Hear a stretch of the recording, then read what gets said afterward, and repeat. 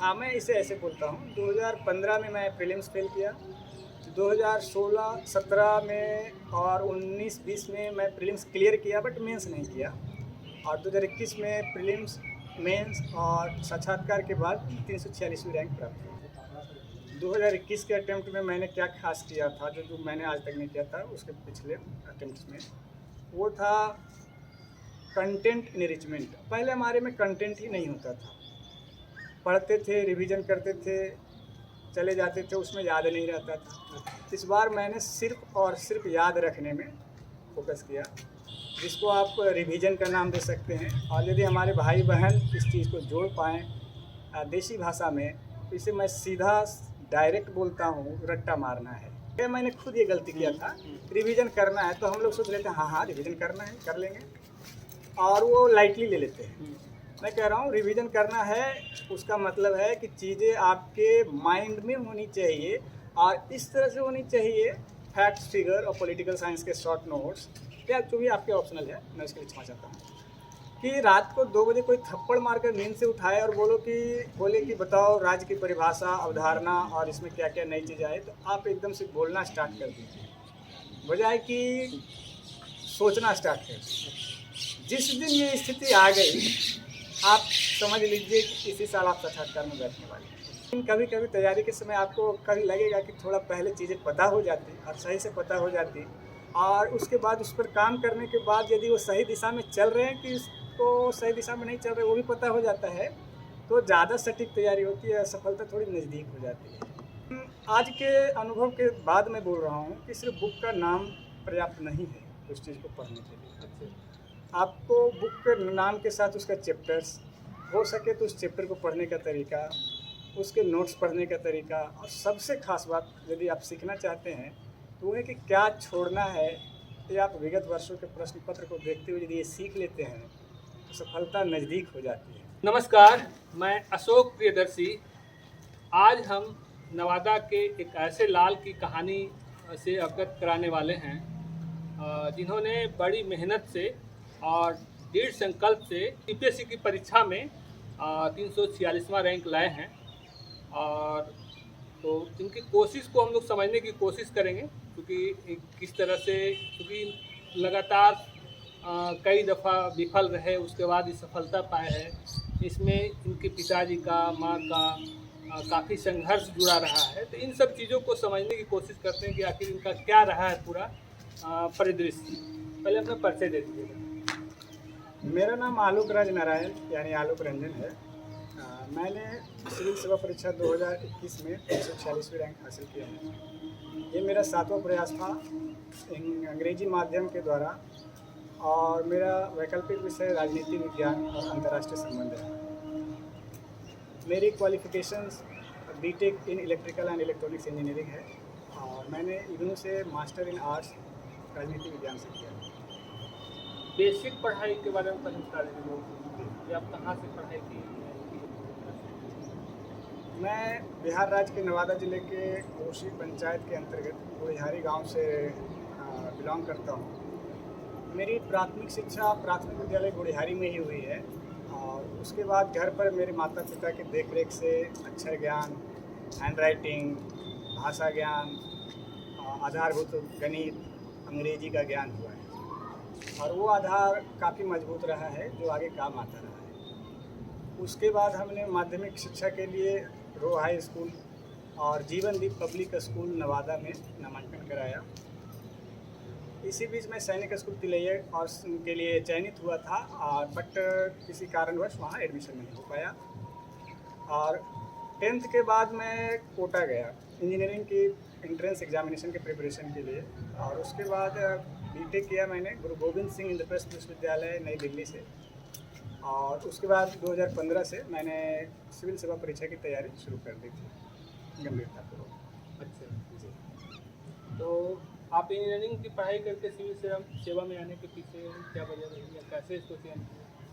Sir, civil सेवा परीक्षा में जाने का रुझान या कहें अभिरुचि मेरी शुरू से ही रही थी। जब भी हमने देखा अपने गांव में, समाज में और अपने ज़िले में, जो कि आज भी एक आकांक्षी जिला है भारत सरकार के अनुसार, तो वहाँ पर प्रशासनिक सेवा के अधिकारियों का यहाँ के रचनात्मक कार्यों में जिला को विकसित करने में, हमारे समाज के लोगों के लिए काम करने में जो योगदान मैंने देखा है खुद अपनी आंखों से, भले ये ग्राम स्तर पर हो, प्रखंड स्तर पर हो या जिला स्तर पर हो, या हमने अखबारों में जो पढ़ा था कि राज्य स्तर पर, अंतर्राष्ट्रीय और राष्ट्रीय स्तर पर जो भी होता है उसमें सिविल सेवकों की भूमिका अति महत्वपूर्ण होती है। इन सब चीज़ों को देखते हुए हमने और मेरे अंदर ये अभिलाषा जगी कि मैं भी वहाँ पर जाकर अपने लोगों के लिए, अपने देश के लिए और अपनी मानव सभ्यता के लिए कुछ कर सकूं, और तो मेरा जीवन भी सफल रहेगा। इसके कारण मैंने ये फैसला लिया कि सिविल सेवा मेरे लिए उपयुक्त अवसर प्रदान करेगा, और मैंने वहीं से तय किया था कि मुझे सिविल सेवा में जाना है। इसके लिए आपने प्लान कब किया कि कब हमको अब यूपीएससी करना है?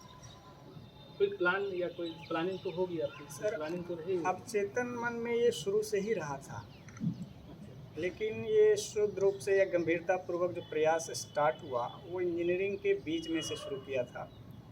उसमें जो प्रतियोगिता दर्पण, प्रतियोगिता किरण और जो भी पत्रिकाएं आती थी उस टाइम, उसमें जो भी हमारे टॉपर्स के साक्षात्कार छपते थे, जिसमें आप जैसे लोगों का महत्वपूर्ण रोल रहा है, उनसे सीखकर कि क्या क्या पुस्तकें और किस तरीके से पढ़ना चाहिए, कितने समय लगते हैं और इसमें के किस प्रकार की संभावनाएं आगे मिलती है, उन सब चीज़ों को आधार बनाकर हमने एक पुस्तकों की एक वैनिष्ट सूची तैयार किया। उसमें सभी पुस्तकें वही थी जो बेसिक टेक्स्ट बुक होती है, और उसको बार बार पढ़ा। उस टाइम हमने कोचिंग नहीं लिया था, तो उस पुस्तकों को पहले मैंने पढ़ना शुरू किया। शुरू में कठिनाई आई, 4-5 पेज पर जाकर रुक गए, फिर से शुरू किया 1 महीने बाद हिम्मत करके, फिर वो 8-9 पेज पर जाकर रुक गए, फिर शुरू किया तीसरी बार, चौथी बार, 5वीं बार। और उस पुस्तक का नाम भी है डी.डी. बसु का इंडियन कॉन्स्टिट्यूशन था।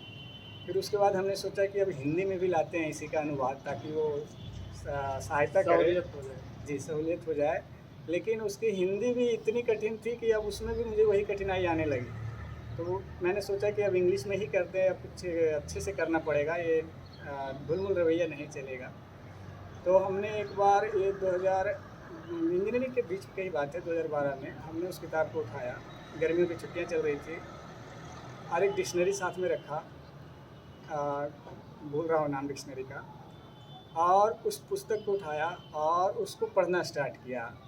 अब मैंने चैप्टर नंबर 1 के पेज नंबर 1 से नहीं उठाया, मैंने सोचा अब जहाँ से उठेगा वहीं से उठाएंगे, और बाई चांस मैंने न्यायपालिका से उठाया था, सुप्रीम कोर्ट से। और जो भी मीनिंग आते गए मैं उससे लिखता गया, बोला मैं अब इसे छोड़ने वाला नहीं हूँ। सारे मीनिंग्स को रटते गए और उसके बाद उसका शॉर्ट नोट्स बनाता गया। ये पुस्तक कुछ 12 दिनों के लगातार अध्ययन के बाद इसका नोट्स तैयार हो गया था।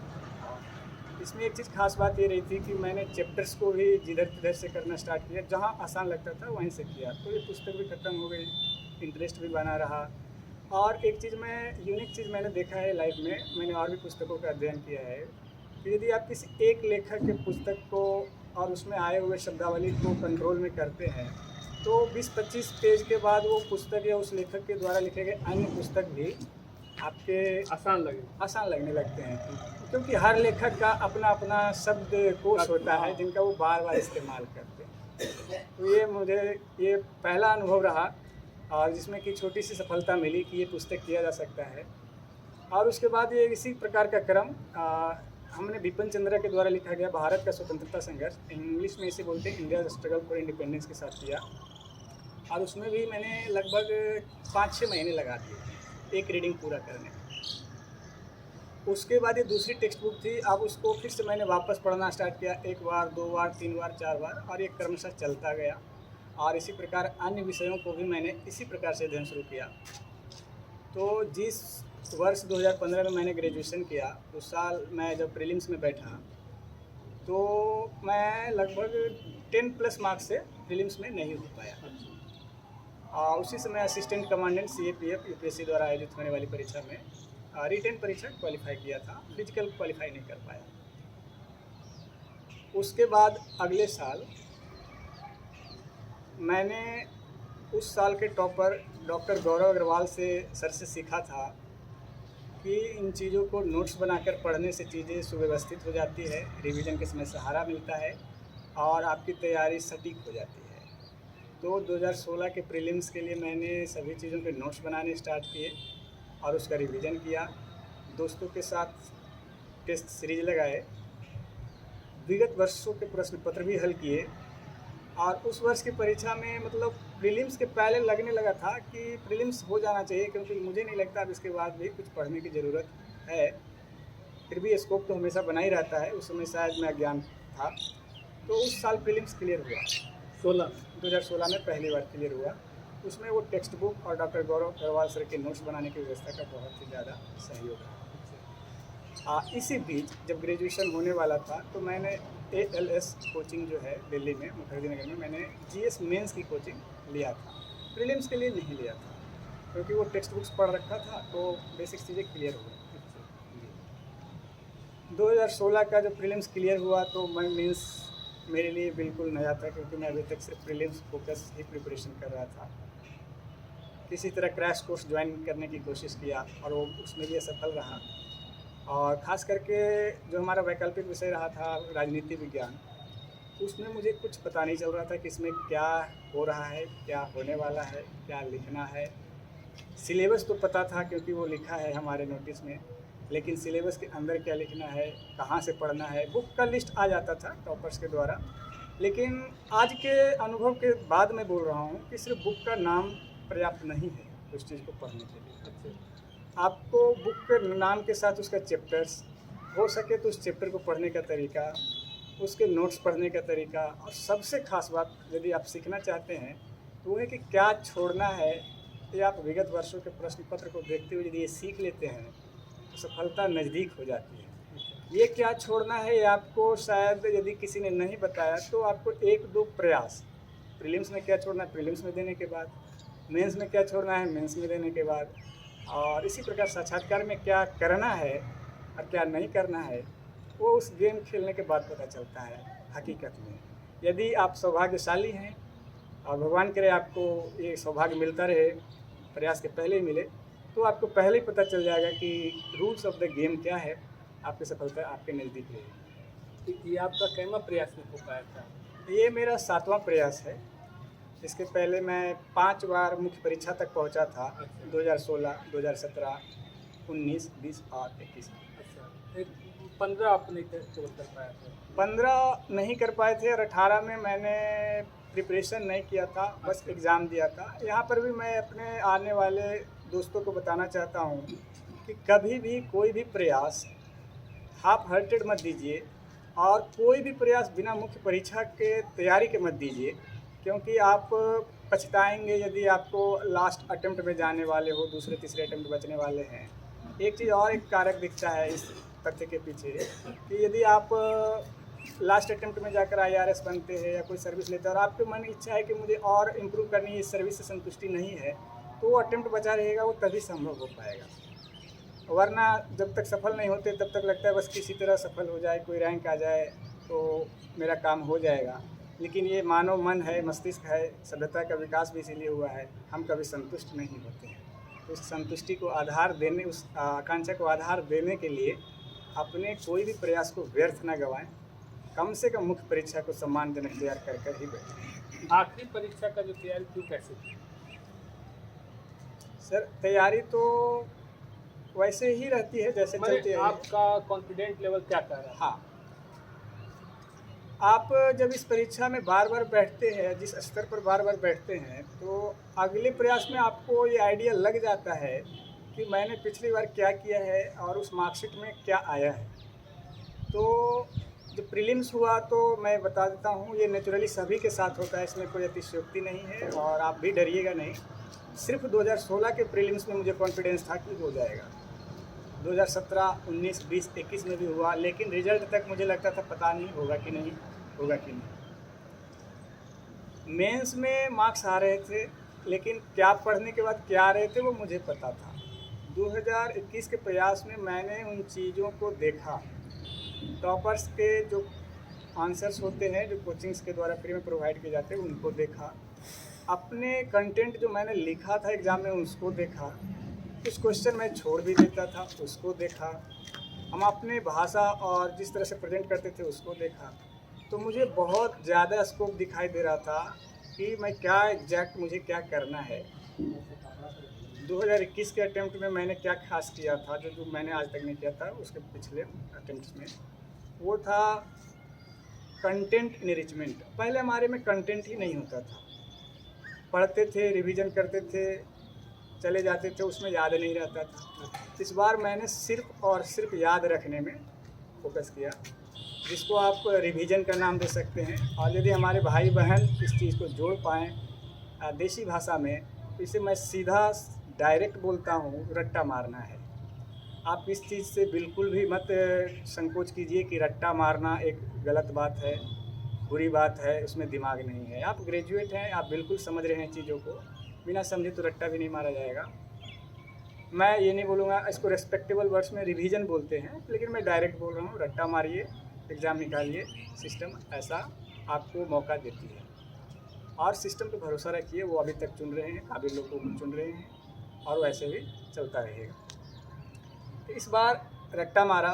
इस बार टेस्ट सीरीज मैंने नहीं लिखा। मैंने ज्वाइन किया था पॉलिटिकल साइंस के लिए सुधा रंजन मैडम का।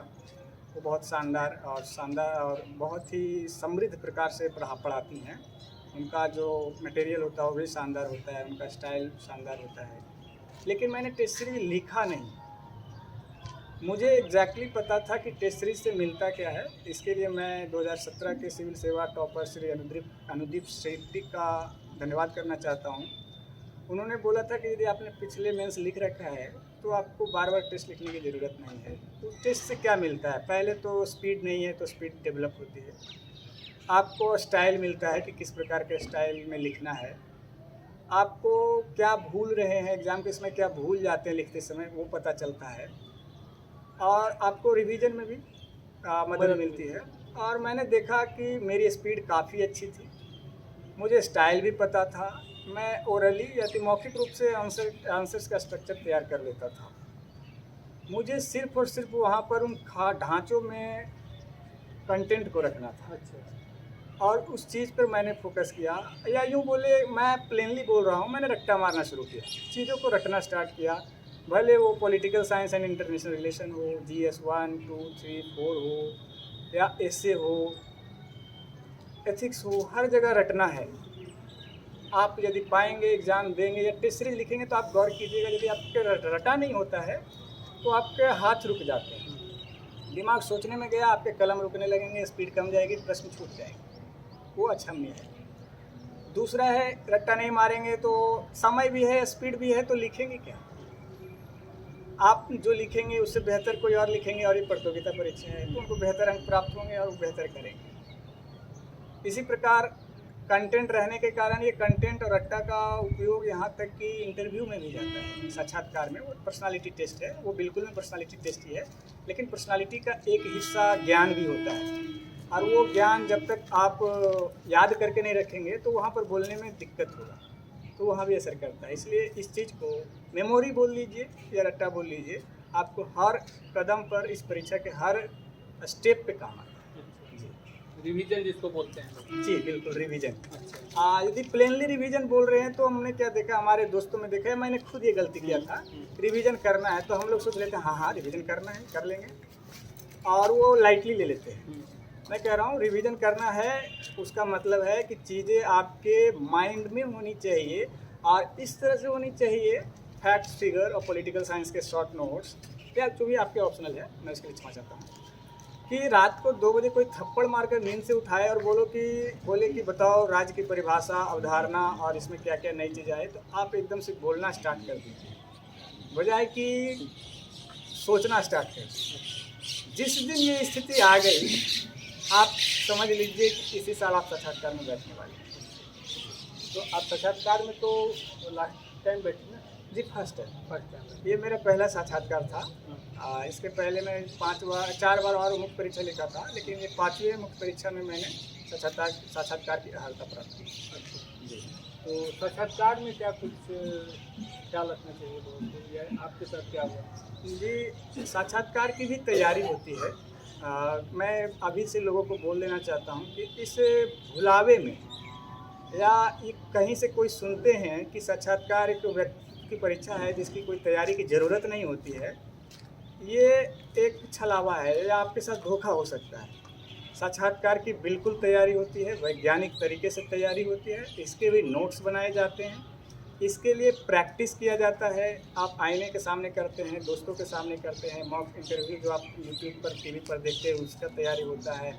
आप लैंग्वेज बोलने की तैयारी करते हैं, मन में सोचते हैं कि क्या बोलना है, नोट्स में लिखते हैं, फिर भाषा को देखते हैं कि मैंने जो बोला वो सही है कि नहीं है, फिर से उसको बदलते हैं। फिर आप अपने बारे में, अपने राज्य, जिला और अपने ग्राम के बारे में, अपनी शैक्षणिक योग्यता के बारे में, अपने राष्ट्र के बारे में, वैकल्पिक विषय के बारे में और जो आपने सबसे उच्च शिक्षा हासिल की है उस विषय के बारे में बिल्कुल तैयारी की जाती है और वैज्ञानिक तरीके से तैयारी की जाती है और ये फ़ायदा करता है साक्षात्कार में। जैसे आप कोई सवाल बता सकते हैं कि जो आपसे पूछा गया हो जिसको आपने जवाब दिया? जी, सवाल तो शुरू वाला ही इंटरेस्टिंग था। उन्होंने देखा कि मेरा नाम डॉक्यूमेंट्स में आलोक रंजन आया हुआ है डिटेल्ड एप्लीकेशन फॉर्म में, जबकि सिग्नेचर में उनको दिख रहा था समथिंग एल्स कि ये कॉम्प्लिकेटेड सिग्नेचर है आपका, फिर नारायण लिखा हुआ है, प्लीज़ एक्सप्लेन दिस जलेबी। तो मैंने बोला कि मेरा नाम आलोक रंजन था 10th तक 12th तक, उसके बाद मैंने ग्रेजुएशन के दौरान आलोक राज नारायण चेंज किया, आलोक रंजन से सॉरी। तो आलोक राज नारायण के बाद मैंने सिग्नेचर भी चेंज किया, उसमें ARN इनिशियल था, इंग्लिश में लिखा था, सुपर इम्पोज था एक के ऊपर एक, और नारायण जो था मैंने देवनागरी लिपि में हिंदी में लिखा था। और ये उसके बाद प्रक्रिया आगे बढ़ती गई कि आपके माता पिता जी शिक्षक हैं तो इसका असर आप पे पड़ा होगा, तो बिल्कुल पड़ा है। मैं उनके लिए धन्यवाद देता हूँ, अपने परिवार को, अपने माता पिता को, और इस आधार पर आगे बढ़ता रहा साक्षात्कार, जिसको मैं पूरा डिटेल में तो अभी नहीं बता सकता। कुछ ऐसा सवाल है जो शेयर किया जा सकता है? सर फिर उन्होंने राजनीति विज्ञान से भी पूछा था सर कि 42वां संविधान संशोधन के बारे में बताइए। फिर चीन जो है लद्दाख क्षेत्र में आया हुआ है पंगोंग त्सो के आसपास, उसको इससे आप क्या समझते हैं? आपकी हॉबी रही है रेलवे इंथुजियास्ट, इसका क्या मतलब है? भारत में रक्षा अनुसंधान में क्या मतलब, क्यों पीछे रह रहे हैं, क्या किया जा सकता है, इन सब चीज़ों पर आया। और सभी चीज़ें तो मैं सिलसिलेवार ढंग से अभी याद नहीं कर पा रहा हूँ, इसके लिए क्षमा चाहता हूँ। और जैसे आप टोटल करीब 5 बार प्रीलिम्स और 5 बार मुख्य परीक्षा पास किए? 5 बार प्रीलिम्स पास किए, मुख्य परीक्षा में पहली बार बढ़ा आगे। अच्छा, 4 बार मैं मुख्य परीक्षा में ही सफल हो रहा। असफल हो गए? जी। अच्छा, ये पहली दफ़ा थी? हाँ, मैं इसे ऐसे बोलता हूँ, 2015 में मैं प्रीलिम्स फेल किया, 2016-17 में और 19-20 में मैं प्रीलिम्स क्लियर किया बट मेंस नहीं किया, और 2021 में प्रीलिम्स, मेंस और साक्षात्कार के बाद 346वीं रैंक प्राप्त की। 2021 में आप तीनों क्लियर? हाँ, तीनों चरण को मैं 2021 में ही पास कर पाया। तो एक लंबा प्रक्रिया हो गया, लंबा समय लग गया, तो इसमें आपको क्या लगता होगा, अंदर से फीलिंग आता होगा? हर स्टूडेंट को आता है। हाँ, लेकिन इस बात को मैं शेयर करता हूँ कि उस समय आता है निराशा, हताशा, ये कर तो रहा हूँ, चीज़ें पता नहीं चल रही है, और यूपीएससी का एक साइकिल बन जाता है थोड़ा, उसे बोलते हैं दुष्चक्र या विशेष साइकिल अंग्रेजी में बोलते हैं, तो वो कभी कभी इसमें फंस जाते हैं। तो उस समय हताशा आती है, लगता है कि कुछ चीज़ें पता चल जाती समय से पहले तो मैं थोड़ा और पहले हो जाता, और कुछ चीज़ें एकदम से सामने आने पे पता चलती है अच्छा ये चीज़ थी हकीकत में, और कुछ चीज़ें तो एकदम से स्टेज को पार हो जाने पर पता चली ये चीज़ें काम करती है, हमने तो सोचा था ये करती है, हमने ये सुना था, हमने ये सुना था, लेकिन जो प्रक्रिया से गुजर रहे होते हैं बोले यहाँ तो एकदम से अलग ही चीज़ चल रही है। अगर एक सवाल के रूप में, अगर सीधा रूप से समझना चाहे कोई भी आदमी कि मान लीजिए कि आपका क्या ग्रामीण परिवेश से थे या फिर उस तरह का माहौल नहीं मिला था जिसके चलते आपको वक्त लग गया, या क्या कारण रहा जो इतना वक्त लग गया मैं तो चीज़ों को समझने? मैं तो उन चीज़ों को ये दोष नहीं दूंगा, मैं तो इस लोकतांत्रिक व्यवस्था को बल्कि मैं धन्यवाद कहूँगा कि मुझे मौका मिला कि उस ग्रामीण परिवेश से आने के बाद भी मैं इस प्रयास में, इस संविधान के तहत दिए गए प्रयासों अवसरों के द्वारा मैं इस देश की सेवा करने के लिए अहर्ता प्राप्त किया हूँ। लेकिन कभी कभी तैयारी के समय आपको कभी लगेगा कि थोड़ा पहले चीज़ें पता हो जाती और सही से पता हो जाती, और उसके बाद उस पर काम करने के बाद यदि वो सही दिशा में चल रहे हैं कि उसको सही दिशा में नहीं चल रहे वो भी पता हो जाता है, तो ज़्यादा सटीक तैयारी होती है, सफलता थोड़ी नज़दीक हो जाती है। जी, मतलब कि ये सड़क की तरह या नदियों की तरह ऐसे ऐसे यात्रा करने से अच्छा है कि रेलवे लाइन की तरह सीधे जाएं, हवाई जहाज़ की यात्रा की तरह सबसे कम दूरी को तय करें और सफलता प्राप्त करें। एक लाइन में लोग समझना चाहे आपसे, जो आप विफलता आपको मिली तो उससे चूँकि आपने उसको सक्सेस नहीं बदला, तो दूसरा लोग अगर करना चाहे तो वो कैसे करें जिसको उनको सहूलियत हो? आप यदि आपका मुख्य बिंदु है सहूलियत, तो मैं इसके लिए बोलूँगा कि आप एक मेंटर ढूँढिए और आपको लग रहा है कि मेंटर ईमानदारी पूर्वक आपको बता रहे हैं, तो आप अपने में अनुशासन लाइए और उस मेंटर की बातों को बिल्कुल अक्षरशः पालन कीजिए। आप बिल्कुल सबसे पहले प्रयास में, सबसे पहले ईमानदार प्रयास में आप सफल होंगे। अच्छा, आप अपना तैयारी का जो मटेरियल था या फिर आप तैयारी किस रूप में कर रहे थे, इसके बारे में थोड़ा सा बताइए। जैसा मैंने शुरू में बताया था, प्रीलिम्स के लिए मैंने कैसे किया है, उसके बाद आगे बढ़ता हूँ। मेंस के लिए मैं जब मेंस लिखने लगा तो धीरे धीरे दोस्तों से और जो टॉपर्स हो रहे थे उनका इंटरव्यू यूट्यूब पे देखा, मैगजीन पे देखा। तो शुरू में वो लोग उनको समय और उसमें टेक्नोलॉजी यूट्यूब वाला ज़्यादा फेमस नहीं हुआ था, प्रचलित नहीं था, तो हम लोग पढ़ते थे। इसमें आप लोगों जैसे पत्रकार लोगों का बहुत योगदान रहा है, तो इसलिए मैं आप लोगों को भी धन्यवाद देता हूँ कि जिनसे हम लोगों को गाइडेंस मिलता है आपके प्रयासों के द्वारा। तो उसके बाद उन सब चीज़ों को व्यवस्थित किया। हम लोग किसी सीनियर से मिलते थे, उनसे फिर पूछते थे कि जो मैंने लिखा है, प्लान किया, वो सही है कि नहीं। और फिर उसके बाद उसको जब एग्जीक्यूट करते थे, कार्यान्वयन करते थे, तो परीक्षा में जाकर उससे क्या मार्क्स आते थे, उसके बाद उसको फिर से चेंज करता था। ये प्रक्रिया सतत बनी रही और आगे चलता रहा और उससे सीखते हुए निरंतर सुधार करता रहा। इसमें हमारे सीनियर दोस्त और हमारे दोस्तों का साथ रहा और कुछ सालों के बाद, खास करके 2017-18 के 17 के आसपास से यूट्यूब और ऑनलाइन जो माध्यम रहा है वो बहुत साथ दिया। उस पर हमारे टॉपर्स लोगों ने हमें गाइड करना शुरू किया। उनके लिए भी मैं उन लोगों का आभारी हूँ, धन्यवाद देता हूँ। उसके बाद और स्पीड से हमें पता चला कि क्या चीज़ें काम करती है, क्या नहीं करती है। लेकिन मैं आपको यहाँ पर एक चीज़ बोलना चाहता हूँ कि जब भी आप किसी चीज़ को मोनोलॉग यानी एक तरफा सुन रहे हैं, तो उसको एज इट इज़ मत लीजिएगा, जैसा आपने सुना है वैसा मत लीजिएगा।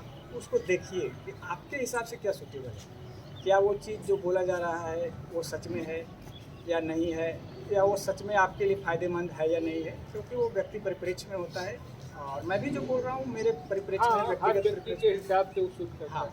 तो आप उस चीज़ों को पालन करते समय अपनी परिस्थितियों के अनुसार उसको बदलिए। तो जिनका आपके हिसाब से मैच करता है उनसे लीजिए और उसके बाद आपको मतलब आपके प्रयास की जो एफिशिएंसी है, कुशलता है, उत्पादकता है, वो बढ़ जाए। वरना इस साइकिल में जो कि दुष्चक्र में फंसने की संभावना बनी रह जाती है। अच्छा, जैसे बिहार के हैं तो चूँकि बीपीएससी की लोग ज़्यादातर तैयारी करते हैं, तो बीपीएससी और यूपीएससी का अगर बेसिक फर्क समझना चाहे आपसे, तो आप इसको कैसे समझेंगे? इस प्रक्रिया में से गुजरने के बाद मैंने भी 60 से 62 या 63 का प्रीलिम्स क्लियर किया था और मैंने जितने भी दोस्तों से मिला है और जो उसमें से कुछ सफल भी हुए हैं, तो उनसे ये सीखा कि यदि आपने सिविल सर्विसेज प्रीलिम्स का तैयारी अच्छे से हो गया है, भले प्रीलिम्स क्लियर हुआ हो ना हो सिविल सेवा का, आ, और आपका ऑप्शनल या वैकल्पिक विषय भी आपका एक अच्छा डिसेंट रूप से तैयार हो गया हो, भले फिर से सिविल सेवा संघ लोक सेवा आयोग वाला अच्छे से तैयार हुआ हो या ना हो, उस स्तर पर आपका राज्य लोक सेवा आयोग किसी भी राज्य का हो, उसमें सफल होने की संभावना बहुत बहुत ज़्यादा हो जाती है, बल्कि मैं तो कहूँगा कि हो ही जाती है। दूसरी बात है कि बीपीएससी का जो बेसिक्स है तो वो तो मिल ही जाता है। जब आपका बीपीएससी का प्रीलिम्स आता है तो उसके लिए उस समय के हिसाब से स्टेट ओरिएंटेड या फिर राज्य के परिप्रेक्ष्य में करंट अफेयर्स और कोई भी एक या दो पाठ्य पुस्तक उठा लीजिए राज्य के परिप्रेक्ष्य में। और मेंस के सिलेबस में जो लिखा हुआ है, जो यूपीएससी सिलेबस में नहीं है, उसका नोट्स बना लीजिए प्रीवियस ईयर्स पेपर्स को देखते हुए, विगत वर्षों के प्रश्न पत्र को देखते हुए। वो काफ़ी लाभदायक होता है। मैंने जितने दोस्तों को सफल होते हुए देखा है, उन्होंने इन चीज़ों को तो बिल्कुल किया है। तो यदि आप दोनों को तैयारी करते हैं तो प्रेफरेंस सिविल सेवा को दीजिए शुरू में, और जिस साल आप राज्य लोक सेवा में बैठना चाहते हैं आप उस समय राज्य के लिए पढ़ लीजिए 3-4 महीने 5 महीने। यदि आराम से बैठेंगे 6-7 घंटे 8 घंटे तो ये काफ़ी हो जाता है और उतने में सफलता मिल जाएगी। बीच में और कोई सफलता आपको मिली? जी, मैं रिटेन एग्जामिनेशन तो क्वालिफाई किया था CGL 2015, SSC CGL 2015 में टायर 2 तक गया था। CHSL 2013 या 14 वाला टायर 1 क्वालिफाई किया था। असिस्टेंट कमांडेंट रिटेन एग्जामिनेशन 2015, 16, 17 में क्लियर किया था, फिजिकल कभी नहीं हुआ। CDS मैंने 2015-16 में 3 बार क्लियर किया, उसमें भी फिजिकल नहीं हुआ। SSB नहीं हुआ। उसके बाद मैं बीपीएससी में 7वीं बार 6वीं वाला और फिर 6वीं वाला प्रीलिम्स क्लियर किया। 7वीं बार 7वीं वाला में मैं मेंस फेल कर गया था। फिर 6वीं वाला मेंस में बैठा ही नहीं और उसके बाद 64वीं नहीं दिया। 65वीं में मैं प्रीलिम्स में फेल कर गया 2 मार्क्स से। तो लास्ट टाइम में मैं 15 दिन रिवीजन नहीं किया। उसमें मैंने कहीं बेईमानी की थी रिवीजन में, तो उसके कारण वो प्रीलिम्स भी नहीं हुआ। तो लास्ट में रिवीजन बहुत मैटर करता है, हर एग्ज़ाम में मैटर करता है, बहुत ज़्यादा। फिर उसके बाद मैं 66वीं नहीं दिया और 67वीं भी नहीं दिया। तो अभी के फिलहाल अभी के हिसाब से यही यात्रा है। एक चीज़ मैं अपने तरफ से बोल देना चाहता हूँ कि हमारे लोग जो मुझसे मिलते हैं अभी, तो पूछते हैं कि कितने घंटे पढ़ते हैं, 18 घंटा पढ़ते हैं, 12 घंटा पढ़ते हैं, दिन रात पढ़ते हैं। मैंने अभी तक जितनों को सफल होते हुए देखा, जितनों को किसी भी परीक्षा में सफल होते देखा, मैंने भी इतने साल पढ़ा है। मैं एक बार 2017 में कोशिश किया था कि 12 घंटे प्लस पढूं और मैं 12-13 दिन से ज़्यादा नहीं पढ़ पाया। उसके बाद 2-3 दिन लगातार सोया। 12-13 घंटा पढ़ने के लिए भी 15 घंटा बैठना पड़ता था। दूसरी बात है कि कभी 10 घंटे भी यदि मैंने निकालना शुरू किया तो फिर 5-6 दिन के बाद मैं 1-2 दिन सो जाता था। मैंने अपने दोस्तों को भी यही चीज़ होते देखा है। तो मुझे लगता है ये मानव का लिमिट होगा, या हो सकता है जो कर पाते हैं वो बहुत ही शानदार व्यक्तित्व और क्षमता के धनी होते हैं। लेकिन मैंने जो व्यक्तिगत अनुभव से देखा और खुद किया है, मैंने कभी 6 से 8 घंटे से ऊपर नहीं गया। हाँ, जब प्रीलिम्स आ जाता है तो लास्ट 1 महीने में ये 9-10 के आसपास घूमता है और प्रीलिम्स से मेंस के बीच में भी आधे टाइम के बाद, मतलब लास्ट के 1.5-2 महीने में ये फिर से 9-10 में घूमने लगता है। और जब मेंस या प्रीलिम्स कोई भी परीक्षा हो तो लास्ट के सप्ताह में तो ऑटोमेटिक आप ऑटो पायलट पे ही रहते हैं, आप कुछ करते नहीं, बस किए चले जाते हैं। मोबाइल और जो भी है, जिस प्रकार की भी आपको पढ़ाई से इतर चीज़ें हैं, भले उस समय के लिए कुछ समय के लिए खेल ही क्यों ना हो या कोई भी दैनिक दिनचर्या हो या आप मोबाइल चला रहे हो, सोशल मीडिया पर हो, टीवी हो, उस समय मैंने सभी सफल विद्यार्थियों को, खास करके यूपीएससी वालों को मैंने देखा है कि उस टाइम वो तो छोड़ ही देते, सब कुछ छोड़ देते हैं। लास्ट में 1 महीना तो वो छोड़ देते हैं, बस वो रहते हैं, उनका बुक रहता है, वो रहते हैं, उनका बुक रहता है। आपके साथ क्या वो लेकिन सोशल मीडिया पे आप हैं कि नहीं? अभी मैं एक्टिव नहीं हूँ। मैं एक्टिव नहीं हूँ, इसी समय लेने के लिए, खुद की प्रिपरेशन के लिए एक्टिव नहीं हूँ। और ख़ास करके जब लास्ट परीक्षा का लास्ट 1-2 महीने आता है तो उस टाइम शांत होना पड़ता है, अदरवाइज़ समय जाने की संभावना होती है और एक बेहतर तरीका है। यदि आप पहले एक्टिव हैं तो कम कर लीजिए, अपनी तैयारी क्षमता के अनुसार देख लीजिए सूट करता है कि नहीं, और उसके हिसाब से फैसला लीजिए। और लास्ट में जब रिवीजन का टाइम है उस टाइम तो बेहतर है कि बंद ही कर दें। सोशल मीडिया से कहते हैं कि नुकसान हो जाता है, तो ऐसा भी क्या है? सोशल मीडिया कोई भी चीज़ ऐसा नहीं है कि वो नुकसान ही करता है, वो तो फ़ायदा भी करता है। जब आप पढ़ते पढ़ते आप हतोत्साहित हो रहे हैं, निराश हो रहे हैं, तो अच्छा भी तो लगता है अपनों से मिलकर बातें करके कि क्या चीज़ें चल रही है। ठीक है, लेकिन उसकी एक सीमा होती है। जब वो सीमा पार करने लगे, आपके प्राथमिकता को अतिक्रमण करने लगे उसका, तो आप उसे रोकें। आप अपनी सफलता में किनका योगदान देते हैं? मैं अपनी सफलता में तो पूरे समाज, देश का योगदान देता के योगदान को धन्यवाद देता हूँ, क्योंकि मैं अकेले तो मैं कुछ नहीं कर सकता। मैं तो एक प्राणी हूँ जो पैदा लिया है। हमारे माता पिता, परिवार, गांव, देश, राज्य, सभी दोस्त, शिक्षक, आप जैसे लोग, जैसे पुराने टॉपर्स का जो इंटरव्यू लाते थे उनसे भी सीखा, पुराने टॉपर से सीखा, हर किसी से, जिनसे भी मिला, जिनसे भी देखा, जिनको सुना, जिनसे पढ़ा, जिन्होंने भी मेरे साथ कभी एक पल बिताया, उस पल को खुशनुमा बनाया, या जिससे भी कुछ एक्सपीरियंसेस मिले नए, उन सब का कहीं ना कहीं परोक्ष या अपरोक्ष रूप से इस परिणाम में योगदान रहा है, और उन सभी को मैं धन्यवाद देता हूँ। आपके साथ एक और मतलब एक तरह से एक आपके साथ एक और पहलू जुड़ा हुआ था कि जैसे आप 7 सालों से तैयारी कर रहे थे और करीब 15 सालों से गांव नहीं जा रहे थे, इसकी क्या कहानी है? सर, मैं 2006 का होली था, उस समय गांव से नवादा आया था। तो उस टाइम मैंने सोचा कि मुझे पता चल गया था कि मुझे जो भी करना है शिक्षा के सहारे ही करना है, मुझे किसी अन्य क्षेत्र में करियर नहीं बनाना है। और कुछ आइडिया लग गया था कि शिक्षा में यदि मैं पढ़ूंगा तो मुझे सिविल सेवा में जाने के बाद सबसे ज़्यादा लोगों के साथ इंटरेक्ट करने का मौका मिलेगा और परोक्ष रूप से सेवा करने का मौका मिलेगा। तो मैंने ठाना था कि जब मैं निकला हूँ तो वापस तभी आऊँगा जब उस परीक्षा को क्लियर कर लूँ और लोगों की सेवा करने लायक हो जाऊँ, अपनों को मदद करने लायक हो जाऊँ, अपने समाज के लिए, अपने देश के लिए रचनात्मक कार्यों को करने लायक हो जाऊँ। और उस समय ये मैंने सोचा था कि इसी बहाने और इसी तरीके से मैं अपने आप को प्रोत्साहन देता रहूँगा। सेल्फ मोटिवेशन इस परीक्षा में बहुत ही ज़्यादा महत्वपूर्ण है, इस लंबी प्रक्रिया में। तो वो मेरे लिए एक सेल्फ मोटिवेशन था। तो वो काम करता रहा, प्रेरणा स्रोत था और ये इसका भगवान ने मुझे आशीर्वाद दिया कि जो मैंने सोचा और उसको उन्होंने परिणाम में परिणत किया। तो मैं उन सभी ग्रामवासियों को, हमारे गांव के पड़ोसियों को, हम अपने लोगों को, रिश्तेदारों को, दोस्तों को, सभी शिक्षकों को, कोचिंग संस्थानों को, शैक्षणिक संस्थानों को और भगवान को, सभी का आशीर्वाद स्नेह के कारण मैं अपने वचन को पूरा कर पाया और इसके लिए फिर से मैं सभी लोगों का धन्यवाद देता हूँ। आपकी पढ़ाई तो क्योंकि पिताजी का पैसे उस समय आपकी स्थिति ठीक नहीं, तो बहुत मुश्किल से पढ़ाए, जानकारी मिली कि ज़मीन है, तो इसको आप किस रूप में लेते हैं? मैं बैलगाड़ी का गाड़ी था, वो बैल थे। एक फ्रेज है बस, इसके आगे मैं नहीं बोलूँगा। तो अच्छा, जैसे जब विफल होते होंगे तो पिताजी और आप लोगों के बीच आपके साथ खास करके बात होती होगी, तो उसमें किस तरह का एक दोनों के बीच, मतलब एक दूसरे के बीच जो वार्तालाप होती थी उस दौर में, वो क्या रहती थी? थोड़ा उस बात को शेयर करिएगा, क्योंकि हर गार्जियन और बच्चे के बीच में एक रहती है गैप, तो इसको आप लोग कैसे शेयर करते हैं? मेरे पिताजी को मैंने जहाँ तक जाना है वो भी शिक्षा प्रेमी है और वो भी शिक्षा के प्रति असीम आज चाहत रखते हैं, सम्मान करते हैं। और मैंने उनको देखा है कि शिक्षा के लिए जो भी ज़रूरी बन पाया उन्होंने अपने क्षमता से आगे जाकर करने की क्षमता उनमें है। और मैं अपने आप को सौभाग्यशाली मानता हूँ कि उनके यहाँ मुझे मेरा जन्म हुआ और मैं अपने मुकाम को पा पाया। और मैं अपने दोस्तों को देखा है, उनके भी जो अभिभावक होते हैं जी तोड़ मेहनत करते हैं, अपने संसाधनों के साथ पूरा संघर्ष करते हैं, उनका साथ देते हैं। और लेकिन ये कुछ अवसर होते हैं, कुछ चीज़ें होती है, परिस्थितियाँ होती हैं जो हमारे हाथ में नहीं होती है, कभी समय से पहले निकल जाती है, आगे निकल जाती है।